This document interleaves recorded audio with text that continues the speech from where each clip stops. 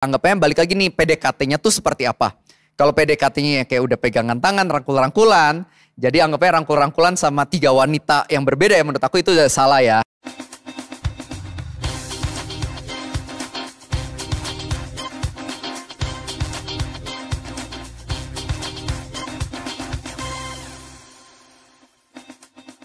Oke, halo semuanya yang menyaksikan podcast GSJS Youth Pakuwon Mall. Hari ini senang sekali boleh kembali ketemu sama teman-teman semuanya.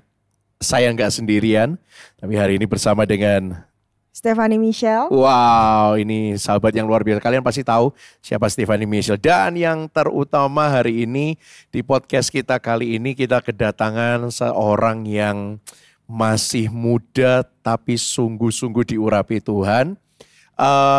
Yang saya tahu bukunya banyak banget. Betul. Sudah memberkati banyak banget dan kami sungguh beruntung, kita sungguh beruntung ya setiap hari ini beliau mau bersama-sama dengan kita untuk sharing tentang hatinya dan kita mau bahas sesuatu hal yang luar biasa.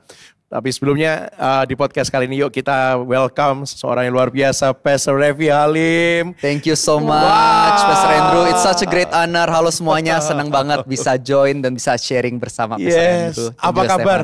Baik, kabarnya puji Tuhan, luar biasa, semangat. Kelihatannya selalu semangat. Teman-teman kalau lihat lihat Pastor Revi di medsos atau di mana, kelihatannya enggak pernah berubah ya, Steph ya? Betul, selalu muda dan selalu cerah. Puji Tuhan, dari dulu sekarang sampai selamanya. Betul. Boleh kasih tahu enggak ya, Steph, buat kita rahasianya apa ini Pastor Revi? Rahasianya ya banyak doa, firman, sama banget. komunitas yang baik. Keren banget, wow. Teman-teman, sepanjang beberapa menit ke depan kita ingin ngobrolin sesuatu hal yang luar biasa. Dan saya percaya Stephanie juga seneng enggak dengan topik ini. Menurut kamu topik yang akan kita bahas gimana ini? Topik yang akan kita bahas ini kebetulan relate sekali dengan saya. Oh, dengan kamu ya? Oke. Iya. Jadi nanti kita akan mendengarkan curhat dari Stephanie Michelle Wow. ya? Enggak. Jadi kita kali ini teman-teman kita lagi membahas bagaimana sikap kita, apa yang harus kita lakukan ketika kita berada di satu musim yang namanya musim penantian. Wow, ini menurut saya sih satu musim yang luar biasa sih ya. Karena teman-teman pasti juga lagi ngalami musim-musim penantian di dalam semua aspek, mau relationship, mau pekerjaan, atau apapun lah, banyak yang sekarang sedang menanti. Stephanie Michelle lagi menanti apa? Kebetulan lumayan banyak. Oke, jadi di musim penantian ini mungkin sedikit Pastor Revi sebelum kita masuk lebih dalam. Kira-kira apakah Pastor Revi pernah punya pengalaman gak ya? Oh pasti dong. Boleh share sedikit gak? Yang pertama kan nunggu jodoh. Wow. Udah pasti tuh nunggu pasangan yang tepat. Habis itu juga jawaban doa pastinya kan. Kita berdoa. Mungkin apa yang aku doain. Mungkin ya kan gak langsung diberikan Tuhan instan. Butuh waktu untuk menunggu. Dan juga ya banyak masalah-masalah lain. Ya kan kadang-kadang kita terjebak dalam masalah. Gak tahu kapan keluar dari masalah. Yaitu ada penungguan juga. Jadi itu semua juga aku lewatin banyak. Kira-kira kalau boleh satu cerita yang terjadi dalam kehidupan Pastor Revi yang mungkin berkenan untuk di-share tentang penantian nih. Boleh enggak sedikit tentang something yang pernah terjadi dalam kehidupan Pastor Revi mungkin? Kalau aku pribadi mungkin aku bisa sharing tentang menunggu jodoh ya. Jodoh. Relate banget. Relate ya? Betul. Puji Tuhan. Relate sekali ini pas dengan banget. saya. Mungkin ini dari Tuhan untuk Stephanie juga ya, kita gak tahu. Dan untuk semua yang lagi ngeliat ini ya, jadi stay tune kalau kalian lagi menanti masalah jodoh. Nah, kita dengerin sesuatu hal yang luar biasa dari Pastor Revi. Nah, jadi aku kebetulan kan anggapannya saat ini belum menikah. Rencananya sih kalau misalnya Tuhan lancarin harusnya sih tahun depan. Wah, tepuk tangan. Puji Tuhan ya. Nah, jadi emang anggapannya dulu itu pas zaman sekolah, terus story aku tuh dikenalnya playboy. Oh iya loh. Wait. Gini laku. Wait. Wow. Step. Bagaimana Step? Apakah kelihatan nih ciri-cirinya playboy? Gini laku juga loh aku Pastor dulu. Wow. No, playboy. Oke. Nah, saya berusaha mencerna. Jadi enggak, dulu tuh zaman sekolah aku bukan anak gereja. Bukan anak gereja, bukan anak pelayanan. Dulu aku gak kenal Tuhan pas zaman sekolah. Nah tapi aku tuh meskipun ya misalnya udah jadi sama seseorang, endingnya aku merasa kayaknya gak pas nih, ganti lagi gitu ya. Wow. Nah itu karena ada kekosongan di hati, jujur aja. Ya oke. namanya kan manusia yang mungkin mencari orang yang bisa bikin aku bahagia gitu. Jadi kayaknya selalu kurang. Nah tapi singkat cerita pas aku kuliah itu awal mula aku tuh kenal Tuhan. Jadi aku benar-benar bukan Kristen KTP, tapi benar-benar kenal Tuhan sungguh-sungguh. Aku dalemin firman, benar-benar saat teduh setiap hari. Dan di situ lucunya aku merasa tuh Tuhan ngisi hati aku, jadi full. Wow. Nah karena udah penuh hatinya, aku bisa menunggu dengan sabar dan dengan mindset yang benar menurut aku. Kalau dulu kan yang penting ya cakep, bisa bikin aku bahagia. Tapi sekarang berubah, aku mikir dia harus cinta Tuhan, harus yang punya visi yang sama seperti aku. Jadi aku bisa menunggu dengan mindset yang lebih tepat. Dan singkat cerita ya di tengah proses itu menurut aku ya Tuhan membentuk aku jadi karakter yang tepat. Karena kan kita suka cari pasangan tepat buat diri kita sendiri lupa jadi pribadi yang tepat juga buat pasangan kita. Oke. Nah di situ aku mulai berubah, punya mindset benar, akhirnya cari pasangan juga benar. Ya puji Tuhan sekarang punya seorang pasangan yang dulunya dia juga buaya juga. Wah. Nah ini kebetulan teman SMP saya dulu. Ini ada buaya-buaya berapa di sini ya? Ah. Tolong buaya-buaya bertobat ya, Iya, bertobat. ini teman SMP saya. Terus dulu pas kita temenan SMP, dia suka kirimin saya pulsa dulu. Nah, Wah. buaya banget gak tuh?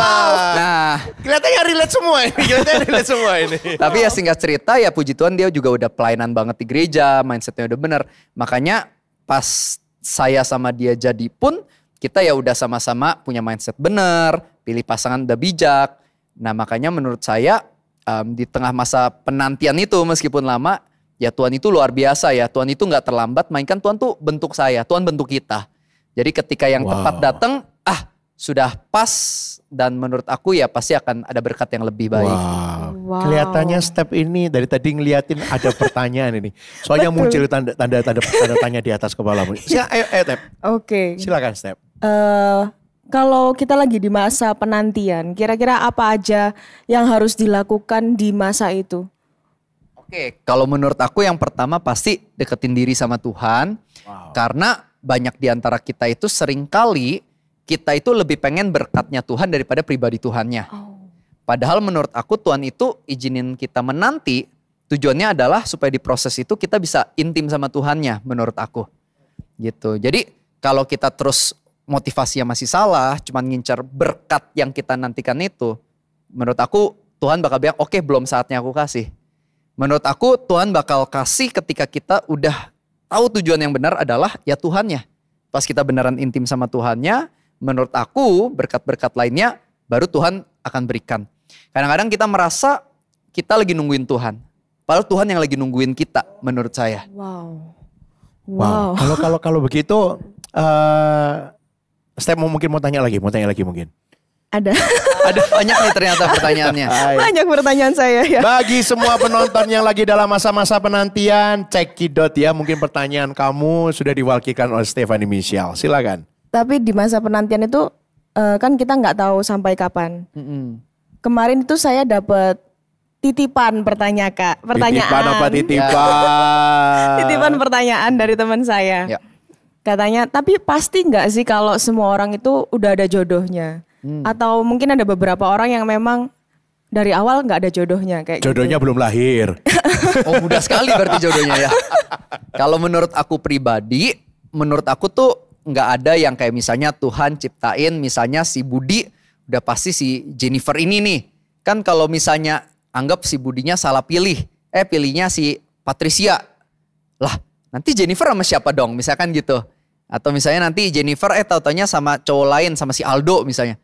Padahal Aldo misalnya harusnya sama si Maria misalnya. Lah nanti Maria sama siapa dong, kan kurang lebih gitu.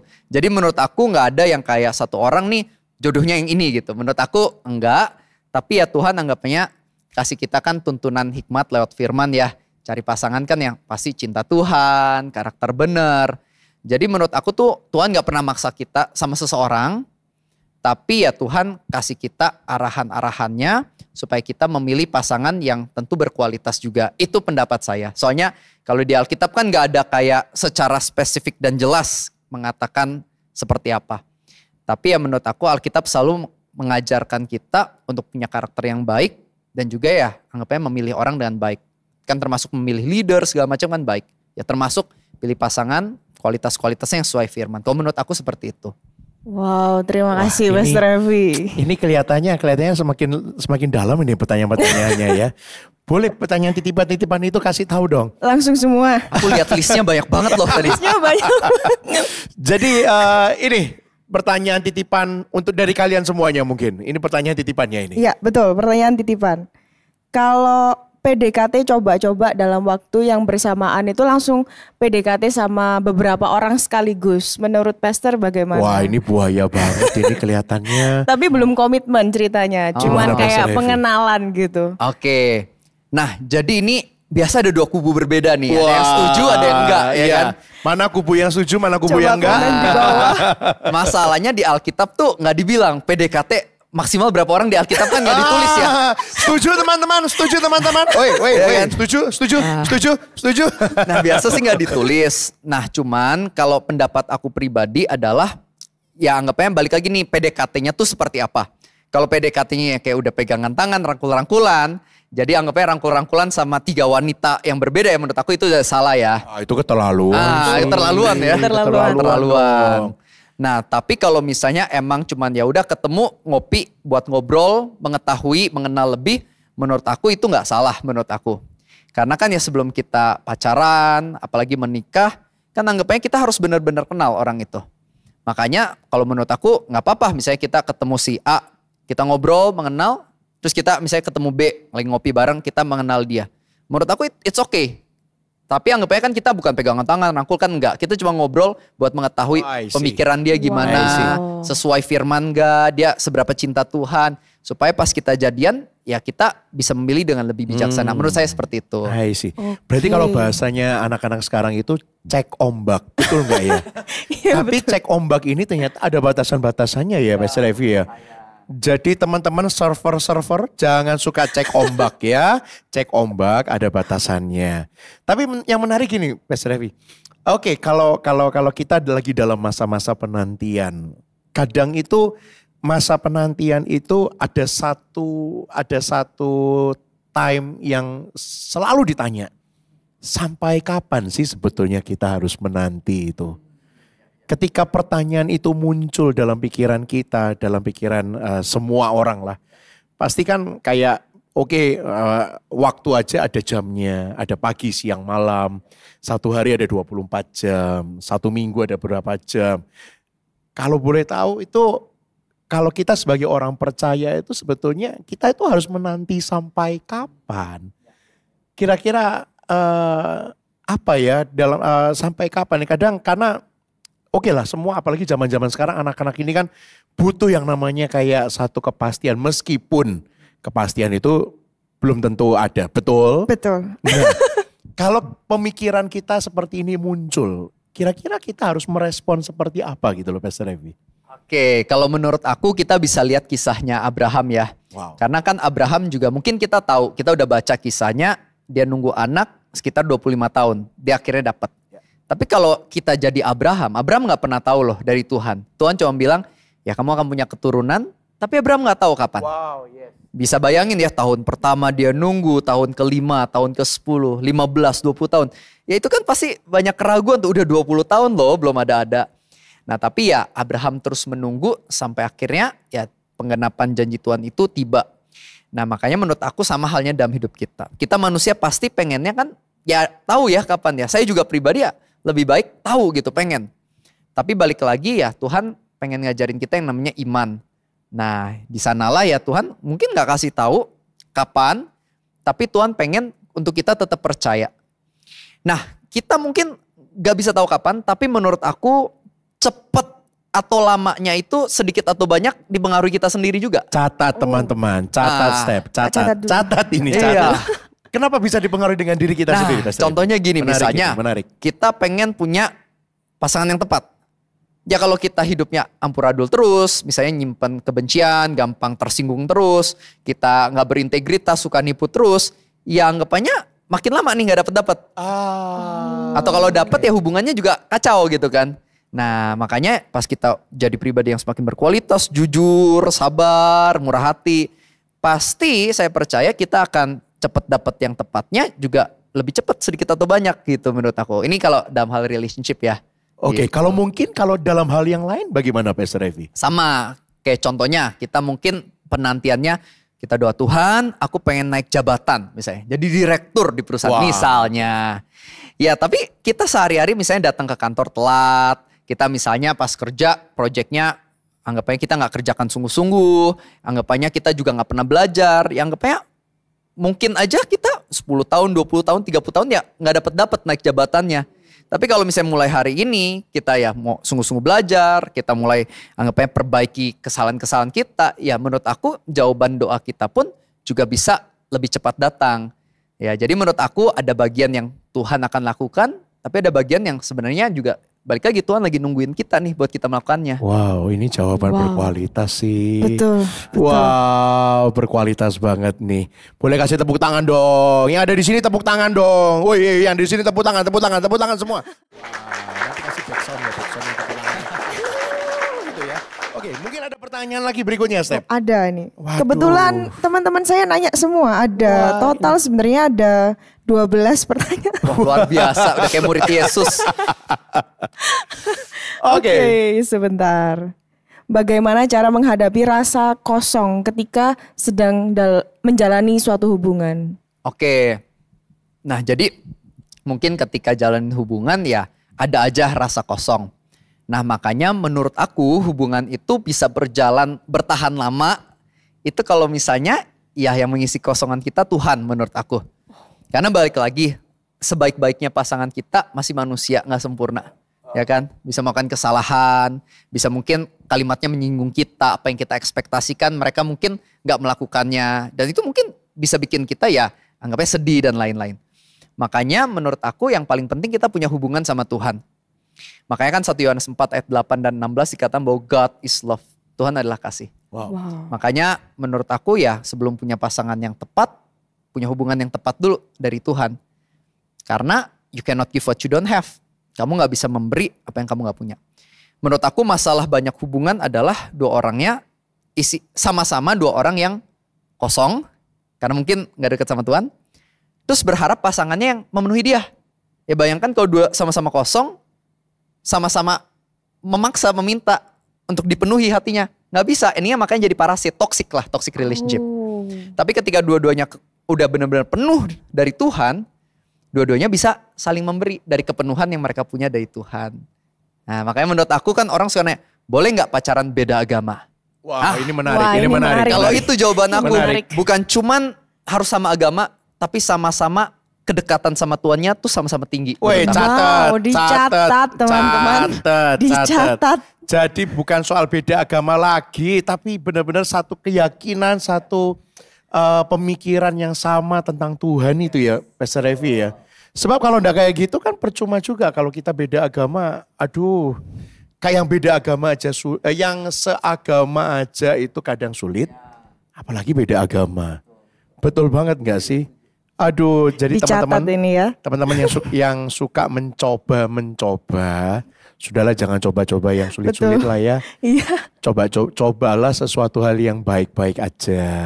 Ya. Next pertanyaannya, Step. Oke, ini mungkin pertanyaan dari aku sendiri. Ini.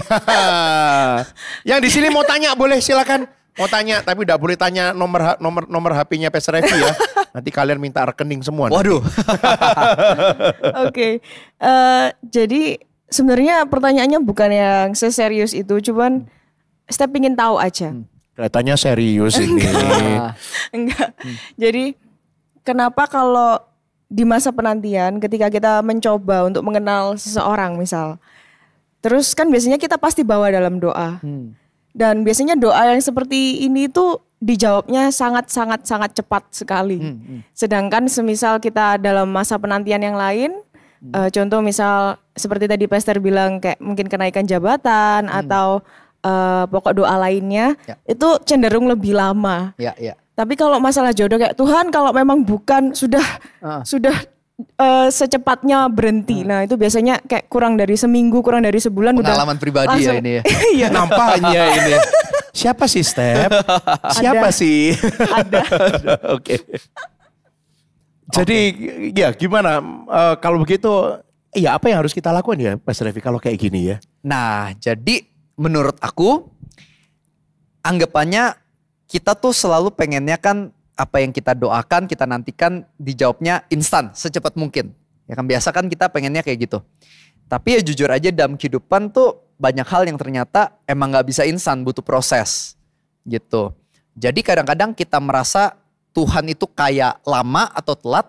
Tapi sebenarnya Tuhan tuh bukan lama, bukan telat. Emang dia tepat waktu aja. Nah tepat waktu ya berarti emang bukan hari ini atau besok. Ternyata tepat waktunya ya mungkin 5 tahun lagi gitu. Tapi ya itu tepat waktu gitu. Kayak mungkin ya saya kasih contoh dari saya sendiri misalnya. Saya juga kalau misalnya ditanya pengennya misalnya nikah kapan? Ya mungkin saya mikir 23 misalnya ya. Tapi ya ternyata saya lihat diri saya yang sekarang, oh untung ya gak 23. Ternyata dulu yang saya merasa saya udah pinter banget. Banyak hal saya gak tahu. Sekarang saya jauh lebih bijaksana daripada umur 23. Nah contohnya seperti itu. Jadi ada beberapa hal yang emang menurut aku Tuhan izinin kita belum terima. Karena memang Tuhan lagi proses kita nih. Ya kalau mungkin perumpamaan lain misalnya ada anak kecil umur 3 tahun. Minta mobil, mau nyetir mobil dari papanya. Kalau papanya kasih anak umur 3 tahun mobil. Wah itu kan kecelakaan pasti gak mungkin bisa. Tapi ya mungkin papanya ya nunggu anak ini lebih besar. 17 tahun udah punya SIM. Udah ngerti cara nyetir mobil, kakinya udah nyampe. Baru dikasih mobil. Dia mobil itu bisa jadi berkat bukan jadi kutuk. Gitu. Wow. Tapi mungkin gak ya Pastor Evi ya. Di dalam masa penantian itu. Kalau tadi lihat dari pertanyaannya Step, ketika pengen tahu apakah orang yang deket ini dari Tuhan atau enggak, langsung dijawab sama Tuhan, ternyata enggak. Dan mungkin satu kali dijawab enggak, datang lagi kumbang yang lain, dijawab lagi enggak. Sometimes kita bisa loh punya pikiran kok Tuhan jahat banget ya. Kok Tuhan itu ngasih aku kayak begini ya. Kan aku ini kan gak bisa kesepian, aku ini sudah capek kesepian, capek kosong, betul? Enggak. Enggak. Kalau itu enggak. tapi maksudnya gini, ini kan pikiran yang pasti muncul. Kadang bahkan orang percaya itu kan juga pasti akan mikir, kok Tuhan kok begini amat sih? Kok Tuhan ini kok rasanya kayak jahat ya? Ketika pikiran seperti itu muncul, mungkin Pastor Evi bisa kasih tahu kita, apa yang bisa kita pikirkan kalau pikiran yang seperti ini muncul gitu loh Pastor Evi? Menurut aku salah satu ayat Alkitab yang aku suka dan menguatkan aku tuh dari Amsal 3 ayat 5-6. Di mana dikatakan catat percayalah kepada Tuhan dengan segenap hatimu. Jangan andalkan pengertianmu sendiri. Akui Tuhan dalam setiap lakumu, dia akan meluruskan jalanmu. Nah jadi ya balik lagi pengertian kita mungkin kayak wah wanita ini atau mungkin laki-laki ini dia yang tepat. Tuhan bilang no. Terus kita ketemu lagi, ini yang tepat nih. Tuhan bilang no lagi. Mungkin kita di awal pengertian kita, wah Tuhan jahat, ini oke banget. Tapi kan kita jujur aja gak bisa lihat masa depan. Betul. Coba kita tanya ya, pada tahun gak Presiden Indonesia 2300, tahu? Pastor Andrew bisa tebak? Nggak bisa. Nggak bisa ya, kita nggak bisa tebak, nggak tahu. Jadi kita nggak tahu masa depan. Nah makanya sama, pasangan yang terbaik kan kita juga, mungkin kita hanya berasumsi kita tahu. Tapi nggak beneran tahu. Nah makanya ya saran aku buat teman-teman adalah ya kerendahan hati untuk mengakui ya mungkin menurut saya dia yang terbaik. Tapi jujur saya sebenarnya nggak tahu juga dia terbaik atau enggak. Maka itu saya akan serahkan ke Tuhan. Saya terus jalan sama Tuhan dan saya percaya Tuhan akan tolong saya. Sehingga saya bisa akhirnya sama yang terbaik di waktu yang terbaik. Butuh kerendahan hati menurut saya. Butuh kerendahan hati. Kerendahan hati. Jangan tinggi-tinggi hatinya Step. Kita harus rendahin semua. Ayo teman-teman semua merendah semua ya. Merendahkan hati semua, oke. Mungkin ada pertanyaan lagi Step? Ada, sebentar. Wow, atau pertanyaan dari kamu nih. Kelihatannya kamu yang pengen tanya banyak ini. Silakan dong. Ya. Ini kan kesempatan langka ini. Ini sih mungkin melanjutkan dari pertanyaan saya sebelumnya. Apakah kalau semisal waktu dekat gitu ya, ternyata bukan, dekat lagi ternyata bukan. Apakah semua orang yang bisa dibilang masuk ke kehidupan ini tadi, apakah itu semua berarti hanya untuk proses atau bagaimana ya Pastor? Oke, kalau menurut saya memang ada beberapa yang hanya transit ya. Anggapannya emang ada beberapa yang emang datang mungkin bukan untuk bertahan tapi hanya untuk memberi pelajaran menurut saya. Wow. Nah ini kebetulan banget baru minggu lalu saya ada pelayanan keluar sama Pastor Sam di gereja kami. Dan kan ngobrol-ngobrol saya cerita tentang pasangan saya. Karena kebetulan pasangan saya ini anak selnya dia juga. Jadi dia kenal. Saya cerita sebenarnya kita udah kenal dari SMP bla bla bla seperti itu. Terus dia nanya gini, kalau kamu udah temenan dari SMP.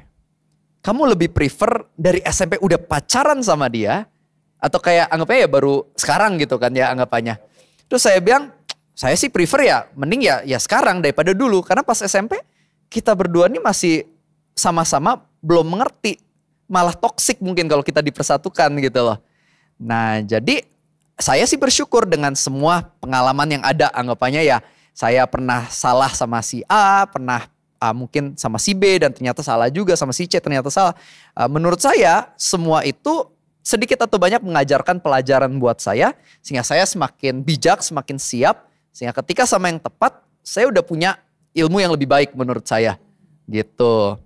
Jadi ya menurut aku percaya Roma 8 ayat 28 lah. Kita tahu sekarang bahwa Tuhan turut bekerja dalam segala sesuatu untuk mendatangkan kebaikan bagi orang yang mengasihinya dan terpanggil sesuai rencananya. Ya jadi ya aku percaya kalau sama ini nggak jadi, sama ini nggak jadi.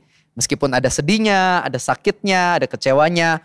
Tapi sepanjang kita jalan sama Tuhan, pasti hal-hal itu ada pelajaran baik yang Tuhan pengen kasih buat kita untuk membentuk kita semakin lebih siap untuk masa depan. Wow. Boleh kasih tepuk tangan dong semuanya.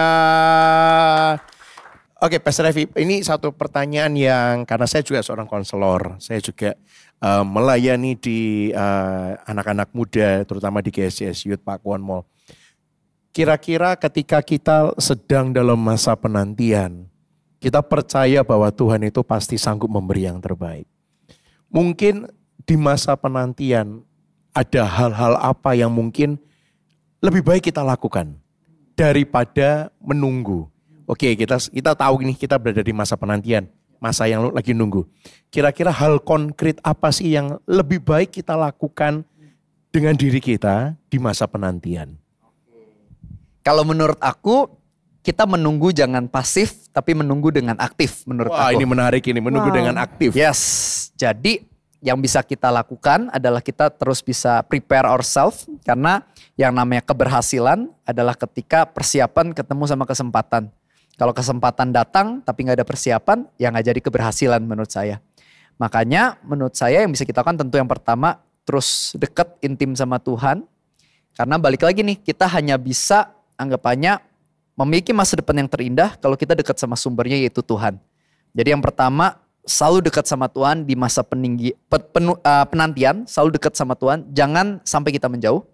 Yang kedua adalah kita coba selidiki diri.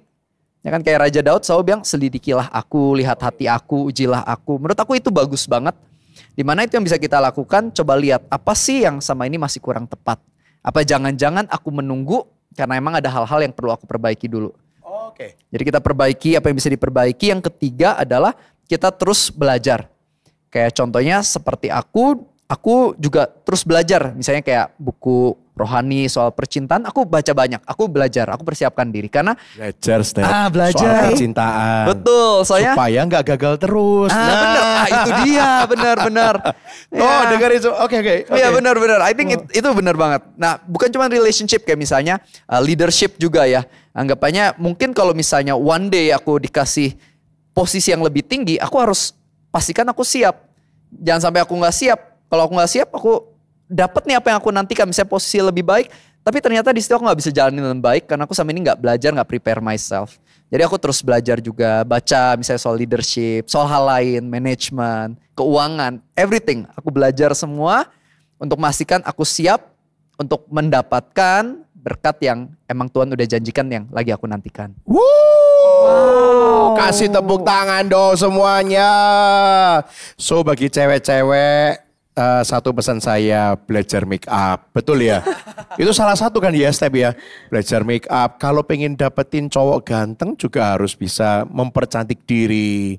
Dan teman-teman yang lain pasti thank you so much sudah stay tune di podcast kita. Kasih tepuk tangan sekali lagi buat Pastor Revi. Thank you.